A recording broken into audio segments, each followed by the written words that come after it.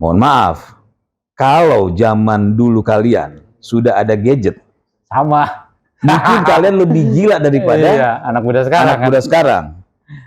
Kalau zaman Soekarno, ya, itu sudah ada gadget, belum tentu saya bilang Pak Karno itu jadi presiden. Tuh. Tribuners, hampir seperempat jumlah penduduk Indonesia adalah pemuda. Pemuda adalah generasi penerus bangsa yang menjadi tonggak sejarah pembangunan Indonesia maju. Partai Garuda, partainya anak muda.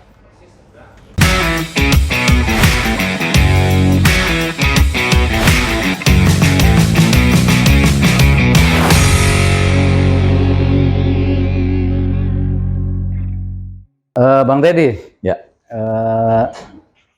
Ini kan saat ini milenial jumlah pemilihnya meningkat drastis. Ya. Sebagai partai yang ingin memenangkan pemilu atau ingin eksis di pemilu 2024, dan tentunya juga langkah itu akan menjadi tolak ukur kemenangan calon yang dipilih. Ya, ya. Apa yang akan dilakukan untuk merangkul para milenial? Nah, kita beda ya, Partai Garuda itu tidak ingin menjadi apa? Kita mau caleg-caleg kita itu orang-orang yang lahir dari Partai Garuda itu menjadi orang-orang munafik. Artinya begini, sering ya kita ngelihat ada caleg gitu bicara di depan masyarakat, pemilih bahwa kami akan begini, kami pro rakyat dan segala macam. Itu udah pasti bohong, udah jelas saya bilang. Kenapa? Karena gini, orang itu pasti punya keresahan sendiri, ya. Dia pasti punya keresahan, maka keresahannya itulah yang dia sampaikan. Ketika dia jadi caleg, itu yang disampaikan keresahannya dia. Ya, Nah, pemilih itu melihat, oh, ini relate dengan saya, maka dia pilih orang itu. Jadi bukan malah, karena akhirnya menjadi nggak jujur, karena ketika dia datang ke sebuah tempat, ya, dia melihat tempat itu, oh arahnya ke kanan, dia akan ngomong bahwa dia orang kanan.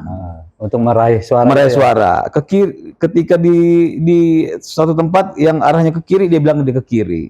Ya, jadi yang begitu tuh banyak, sehingga kita nggak mau seperti itu. Nah, sesuai dengan pertanyaan tadi soal anak-anak muda, kita nih selalu bicara begini. Saya dan Partai Garuda itu selalu bicara dengan, apalagi kita nih, tim kita anak-anak muda nih rata-rata nih. Rata-rata ya. Rata-rata anak muda, caleg-caleg kita pun, apalagi untuk DPR RI itu mayoritas muda, anak muda. Bukan, jadi gini, bukan karena kita mau ngelihat, oh ada pangsa pasar anak muda, kita pasang anak muda. Itu nggak jujur saya bilang. Ya, jadi kita itu sebenarnya begini nih, anak-anak muda itu kan, saya selalu bilang begini, menganalogikan aja lah saya bilang, coba kalian lihatlah band besar, ya kita bicara The Beatles atau apa dalam negeri. Kalau kita dalam negeri kita bicara Slank, Dewa 19, Sheila on 7 dan segala macam. Itu mereka menciptakan lagu-lagu hebat ketika mereka masih muda. Muda. Oh iya, muda. Coba lagu-lagu yang mereka ciptakan setelah mereka di atas 40 tahun, artinya sudah berumur gitu kan. Enggak sebesar sedahsyat dengan yang muda itu masih muda. Dan ini band ini bukan cuma band di lokal, luar negeri. Coba sebutin Metallica, Guns N' Roses, ya, mereka menciptakan masterpiece itu di saat mereka masih muda. Begitupun dengan Led Zeppelin, Led Zeppelin dan segala macam. Nah, kalau kita bicara yang paling normal aja di Indonesia, misalnya Slank, yang dinyanyikan lagu-lagu ketika si Bim dan Kakak masih pada muda. Iya kan? Kalau kita lihat di tongkrongan, orang lagi nongkrong gitu, nyanyiin lagu-lagu yang memang ketika diciptakan mereka masih muda. Nah, makanya saya bilang, anak-anak kita ini, anak-anak muda kita ini, banyak yang mohon maaf, Iya. ada yang generasi-generasi tua tuh merasa mereka lebih hebat, Iya. ya. Mereka nganggap, lu masih anak kecil Anak ngapain kemarin ya. gitu kan, anak Nah. kemarin sore. Padahal nggak begitu, karena Iya. disitulah mereka itu masih bebas berpikir, masih fresh, Masih fresh, banyak masih ide, idenya masih banyak gitu kan. Nah, jadi kreativitas tinggi. betul. Jadi eh, kita itu memilih caleg anak-anak muda itu bukan karena ingin meraih, Iya. ya, tapi karena memang kita pikir ya mereka ini fresh gitu. Jadi Artinya bisa pemikirannya masih bisa, masih apa ide-ide pemikirannya yang baru, iya, yang inovatif, iya. sehingga bisa memajukan Jadi bukan pembangunan di karena bangsa Indonesia ini, gitu ya. bukan karena wah bangsa anak muda, kita bangsa anak muda, itu nggak jujur. Kita nggak ke situ gitu. Keren, keren. Bener, kalau dia bilang Bang Teddy, saya juga masih muda. Bang, boleh tahu nggak, di Garuda itu bacalek termudanya berapa usianya? Wah, saya terus terang aja belum sampai ke situ ya. Situ ya? Belum sampai ke situ. Cuma dari data yang saya lihat ya memang kepala 2 rata-rata gitu ya. Kepala 2 ya? Kepala 2, ada yang kepala 3. Jadi benar-benar masih fresh ya? Fresh secara pemikiran ya. Iya. Ya, secara pemikiran. Jadi bukan karena mau mengejar kuota pemilih, nggak ada urusannya. Oke, ini saya baru dengar nih, jadi analoginya bahwa Partai Garuda ini mengakomodir aspirasi anak muda dengan anak muda gitu ya? Ya, keterwakilan anak muda. Bukan keterwakilan, sorry. Jadi kita nggak, kalau bicara keterwakilan, seperti kita mau mencocok-cocokkan. Kita nggak mau, itu nggak jujur. Artinya gini, anak muda memahami apa yang terjadi saat ini. Ya. Ya kan? Anak muda memahami apa yang dibutuhkan saat ini. Ya. Seperti itu kan maksudnya? Ya, jadi gini, sering ya kita bilang gitu, anak-anak muda sekarang itu pada males, pada gadget, gitu kan? Ya. Lebih banyak main game, nggak kayak kami dulu. Kan begitu tuh, sering banget dengar kan? Udah.